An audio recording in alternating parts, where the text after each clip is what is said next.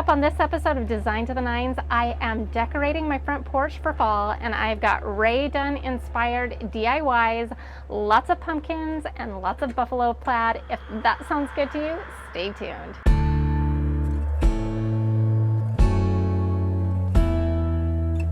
Welcome to Design to the Nines. I'm Natalie Callahan, and if this is the first time we're meeting, welcome to my channel.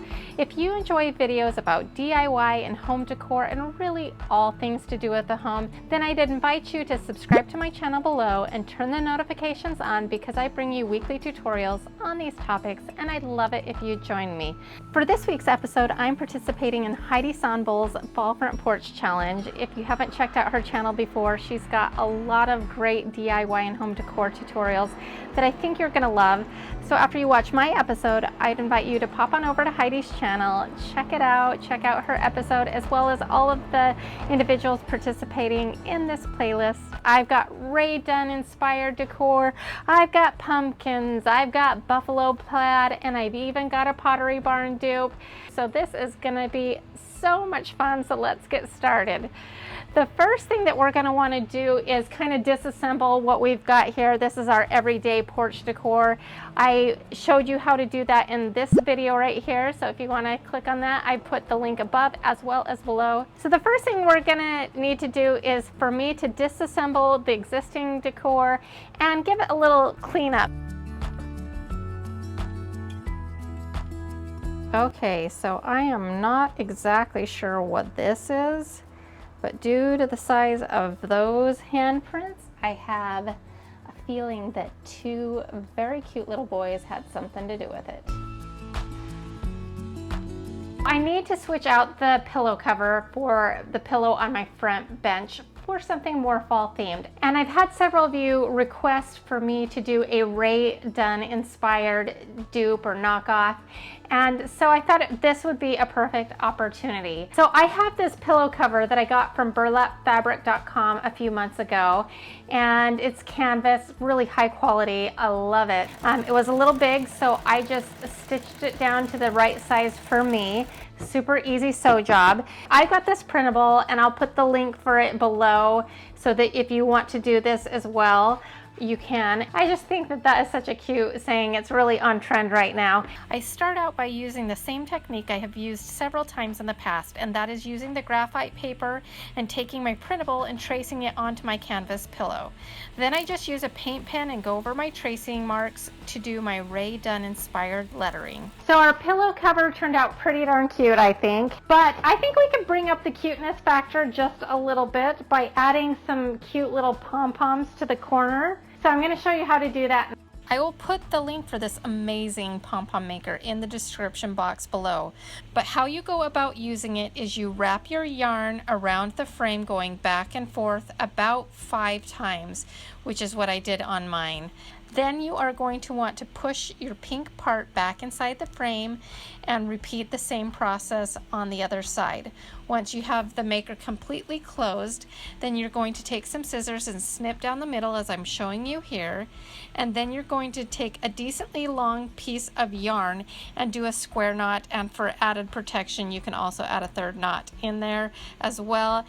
And then you just open up the device and reveal your pom-pom, and if at that time you would like to do any trimming, you can. To attach the pom-pom to the corners of the pillow, you are going to start out by taking a piece of Scotch tape and wrapping it around the end of the yarn, creating a point with your wrapping or with a pair of scissors. This will help you thread it through your large needle. You do not need one this long. This is just what I had on hand. This is an upholstery needle. Push each strand through the corner of the pillow and remove the needle. Then tie several knots. Cut off the excess, but leave just a little bit just in case. Such a cute touch for not very much money. I think I'm going to be putting pom-poms on so many things now. So I picked up this antique toolbox a few months ago, and I thought it was really cute. The price was really good, but I knew that I would need to do a little something to it. So I started out by putting on a coat of white chalk paint to the entire thing. But it still needs a little something else going on, and I decided to kind of give it a modern twist, and we are going to go ahead and stripe it. I'm only going to stripe the front and the back of the toolbox. The two sides will be painted solid black. I evenly space out the stripes and use painter's tape. And this shouldn't bleed because I'm going to spray on the stripes. I then use some leftover black chalkboard paint that I had for my charger plates from last Thanksgiving's tablescape. If you're interested in seeing those episodes, I will throw the links in the description box below. Okay, so our toolbox is dry and now it's time to reveal our stripes. Let's see how we did. And this is meant to be kind of rustic, so actually that did not too bad. So once we pull this off, I'm going to sand down the stripes, rough it up a little bit to give it a little more character. So on my front porch, I am planning on putting a pumpkin floral arrangement. I don't really know where it's gonna go. If it doesn't fit in, then this is just gonna end up being a bonus. Normally I would put in some floral foam and all of that, but I'm just gonna actually just set the flowers into the pumpkin. This is the same pumpkin from my tutorial, I'll put the link above, from last year with the white flower arrangements in it. We're just gonna make a simple mounded arrangement and put our hydrangeas. You know, hydrangeas are one of my favorite flowers. Those and peonies, or as somebody said, I was saying it wrong, peonies, peonies, peonies. You say tomato, I say tomato. I blame it on growing up out west. So I'm just simply just gonna put these in, nothing special to it. Break up. It went flying. I almost got you. I got it. Don't you worry. So nothing fancy at all here. In fact, this might be the most simple pumpkin floral arrangement I've done. I just wanted the softness of some flowers out on my front porch, and I think that this is gonna serve that purpose. I seriously considered doing another fall themed sign for right left of my door that would translate into the seasons, and then I realized I already have something that is perfect. I already really love this sign that we made in my last front porch video, and I can make it transition into all kinds of seasons by switching out the wreath. So that's what we're gonna do today. This time I'm actually not gonna switch out the wreath completely, but I'm just gonna add some tiny little pumpkins that I picked up at the Dollar Tree that were on a stem already. We're just gonna tuck them into this wreath and then put it back up. But think about all of the possibilities. I could put up a Christmas inspired wreath. I can really change this sign out already for the seasons by just simply switching the wreath.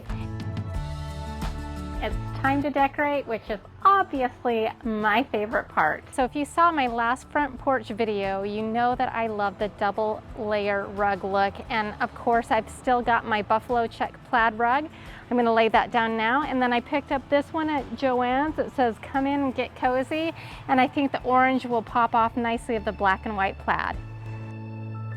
With our welcome sign all updated for fall, it's now time to place that. So this adorable pumpkin patch sign is actually a knockoff of Pottery Barn version. If you want to see how I made it and learn how you can make one for yourself for less than $3, then check back on my channel on September 21st. That will be that episode. Here is our upcycled toolbox that we gave new life. To date, this is my all-time favorite sign ever from the Dollar Tree, and I didn't want to attach it permanently just because I wanted to be able to use this toolbox at different times of year. So I simply just took some tacky putty and used that to stick it to the toolbox. I've also just filled it mostly with old grocery bags, and then I put some pumpkins on top of it. To add a little height variation, I just grabbed a basket from inside, and I'm gonna put that underneath our pumpkin arrangement for a little height, and then we can set our lantern right in front of it. So I've had these jack-o'-lanterns for several years. I think I picked them up on clearance at like Home Depot. Now when Halloween passes and it's time for Thanksgiving, I can just remove the jack-o'-lanterns and the look is still good. I've got our cute decoupaged pumpkins from the Hurricane Pumpkin episode. If you haven't seen that, I'll put the link above as well as below, but they are gonna look so cute on this porch. Our last but not least element is our pumpkin wreath from the Ultimate Fall Wreath playlist episode. We're gonna hang that now. It's blue skies, right? Yeah, only in Florida.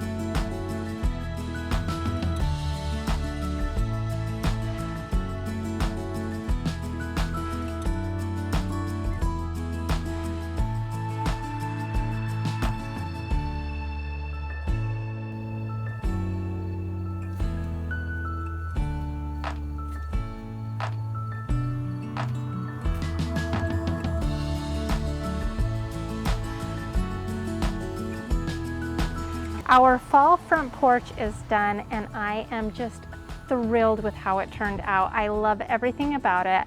I love all of the pumpkin accents. I love the Rae Dunn inspired items. I love the buffalo check.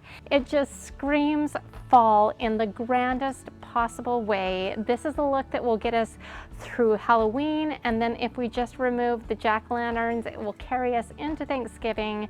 So I'm really thrilled with this look. I feel like it's really on trend. It's really a designer look. I want to thank Heidi Sonboul for inviting me to participate in this challenge. I had a blast putting it together. What was your favorite element on the porch? Was it the pillow? Was it the pumpkins? Did you have a favorite? Let me know in the comment section below. Now for a very exciting announcement. Of course, the last Monday of every month is Girls Can Use Power Tools Challenge. And this month I have a very awesome co-host. Jessica from Measure and Mix is going to be co-hosting that challenge at the end of this month. That is on September 30th, 2 p.m. Eastern time. If you want to participate in that challenge, I'd love to have you. The playlist is an open invite, so you are welcome to join in. The only stipulations is you have to do something for your home decor or DIY, and you have to use a power tool on camera, and I hope you have fun. Use your creativity. It can be a big project, it can be a small project. There are no limits on the size. I hope that you found value in this video. If you did, if you wouldn't mind hitting the like button below. Thank you so much for watching again. If you haven't already done so, consider subscribing to my channel below and turning the bell notification on, because my schedule's a little all over the place this month, which means a few extra episodes for you. And just one last thing. Happy fall, y'all.